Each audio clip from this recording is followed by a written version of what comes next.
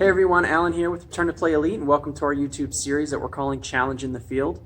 This is going to be a research review show that takes a look at current research on a variety of topics and gives you a summary of the information. So as an introduction, we wanted to explain what evidence is.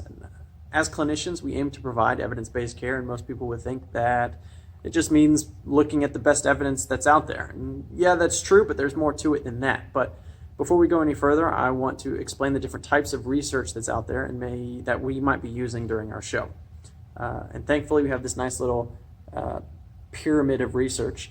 And at the bottom, we start with expert opinion and background information. And what that might be is, an example would be the RICE method. If you've not heard of it, it's rest, ice, compression, elevation. Every doctor is going to tell you to do that because that's expert opinion by this point. It's been used for so long, and that's what everybody in the field is saying to do. As we move up, you see case-controlled studies, cohort studies, and randomized controlled trials. And the case-controlled studies, quick example, they look at particular outcome or an injury that people have, and they try to find the commonalities with the people that have or do not have it. Cohort study is a study where they follow a group of people over a period of time that have an outcome or have an injury, and they track their progress over several years.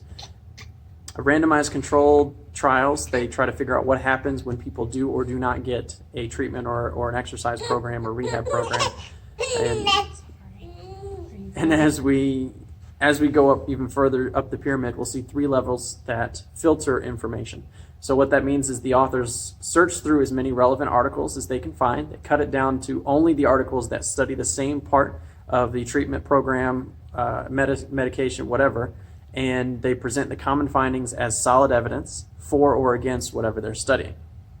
So we go back up to evidence-based medicine, and it's not just about the evidence. There's actually three parts that are just as important as any other part, and that's the evidence, the clinical expertise, and patient values and preferences. As clinicians, our job is to find the treatments, the exercises, the medications that fall under all three of those parts.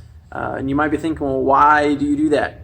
Well, it's example, if we present the best, newest evidence to you and I don't feel comfortable as a clinician, my expertise isn't good enough for that particular treatment, whatever it is, I probably shouldn't suggest it to you in the first place. And also, if it's something you're not comfortable with, you're going to fight me on it.